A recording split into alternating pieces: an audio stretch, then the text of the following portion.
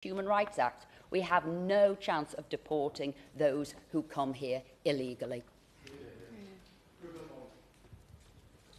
Thank you, Mr. Twigg. It's a pleasure to serve under your chairmanship. Firstly, I want to thank the 720,772 British men and women who signed our petition demanding the mass deportation of illegal migrants. A policy position that has moved from the so-called mad fringe to the acceptable mainstream in less than 2 years. But the question is no longer whether Britain has a problem. We know the problem. It's been well documented. Now we need solutions. Restore Britain is the first and only political party to publish a comprehensive plan, not just to stop future illegal immigration, but to remove those who have no legal right to remain in this country. All of them, every man, woman and child. They must all be deported, and a Restore Britain government will do exactly that. I'm not going to stand here and outline the problem. We all know what's wrong. I'm going to tell this Parliament exactly how we can remove millions of illegal migrants. As we have seen time and time again, deportation is routinely frustrated by a carefully designed maze of legislation, international treaties and legal challenges. A Restore Britain government will repeal or amend the domestic legislation that prevents swift deportation, repeal the Human Rights Act, withdraw from the European Convention on Human Rights, and remove the Refugee Convention from domestic immigration law.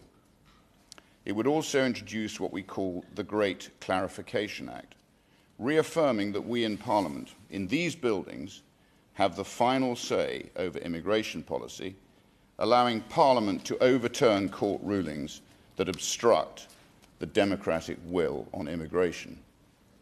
Not activist judges, but elected politicians, held to account by the British electorate. But legal reform is just the start. That simply sets the scene for the most ambitious set of deportations ever seen. The real question is this: how can we remove all of those with no legal right to be in Britain?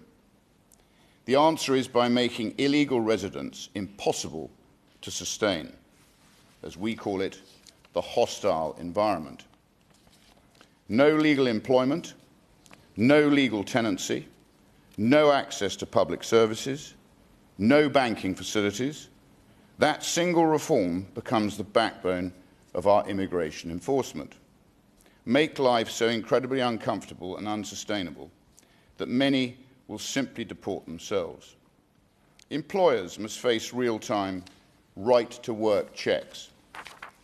The gig economy, construction, hospitality and other sectors with persistent illegal working would face regular audits. If Uber Eats, Deliveroo and the rest are found to be employing illegal migrants, they will be fined, prosecuted and even shut down.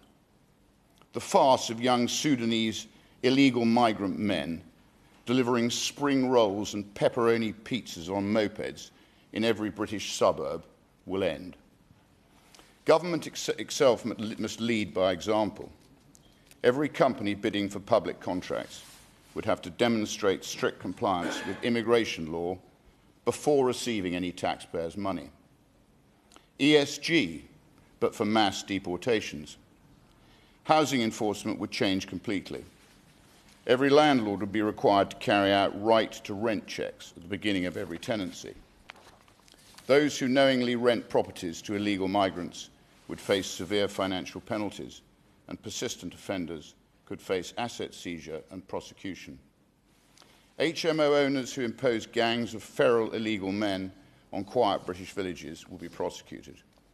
Public officials who knowingly place dangerous and unvetted migrants near schools and nurseries will be sent to prison.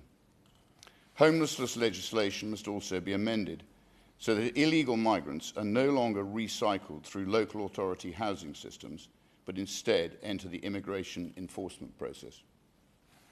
We will not house illegal migrant tramps, we will deport them. It's really that simple. Healthcare would no longer operate as a loophole. So-called safe surgeries must end. Proof of lawful status must become a requirement for routine NHS access. Illegal migrants in hospitals will, as they should now be, reported to immigration enforcement.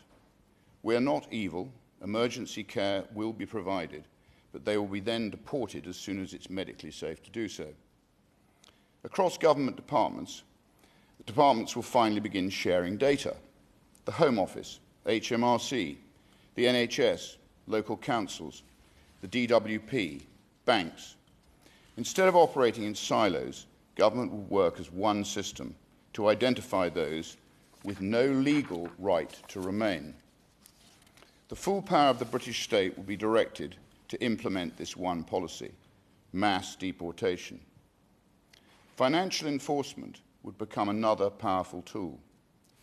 Banks would verify immigration status before accounts are opened. Existing accounts without lawful status will be frozen or closed. The hostile environment measures will force out hundreds of thousands. A concurrent programme of enforced deportations will be implemented alongside this to remove the rest. Restore Britain proposes a major expansion of immigration enforcement, recruiting thousands of additional officers, drawing on former police officers, military veterans, and experienced investigators. A specified recruitment campaign for military veterans will be implemented, drawing former soldiers into field enforcement roles. Detention capacity would be expanded dramatically, including the use of purpose-built detention facilities capable of holding thousands awaiting removal.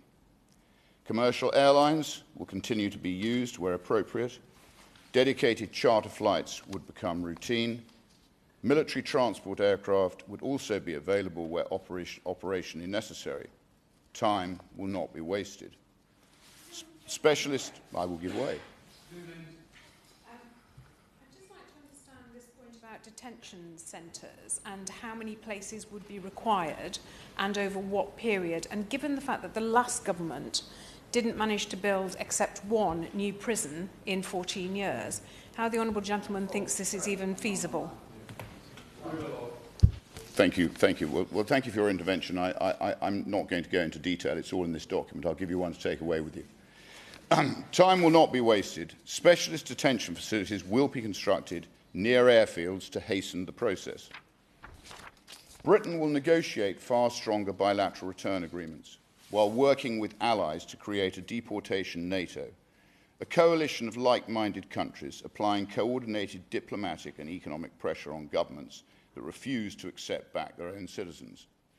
Harmonised visa sanctions, coordinated suspension of visa issuance, foreign aid suspension, targeted trade measures and tariffs, remittance and dividend controls and taxation, rapid response returns task force. Pakistan would be the first country to feel the full force of these measures. Sanctions from a single country are easier to absorb, but a unified bloc of economies and travel markets creates systematic and severe pressure. Coordinated restrictions would also close loopholes, whereby nationals bypass one state's measures by moving to another jurisdiction, all delivered alongside the credible and proven threat of action. Do it once hard enough, and it wouldn't be required again.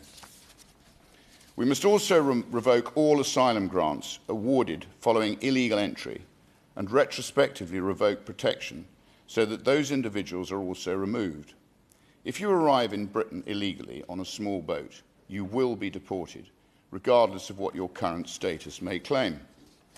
People ask whether this is achievable. Restore Britain says yes, but only if government finally demonstrates the robust political will required. What about cost? Britain is already paying billions, billions every year on accommodation, billions on asylum, billions on public services for illegal migrants, billions supporting people who have no legal entitlement to remain here. In the short term, ending those long-term costs will offset the expenditure required to carry out removals with estimated annual savings of more than £12 billion once the programme is complete. Put simply, mass deportation pays for itself. It's popular, it's cost-effective, and it's possible. I have just one question for my fellow MPs. What are we all waiting for? This is a costed, comprehensive, and legally sound plan that will, as those 720,772 British patriots demand, remove the illegal migrant population. We have outlined exactly what needs to happen in excruciating detail. It can be done, it must be done, it will be done. On your way out, please help yourselves to a mass deportation policy document. It makes glorious reading. Thank you. Thank you, Mr. Twigg. It's a pleasure and an honour to speak under your chairmanship. And if I could also start by thanking the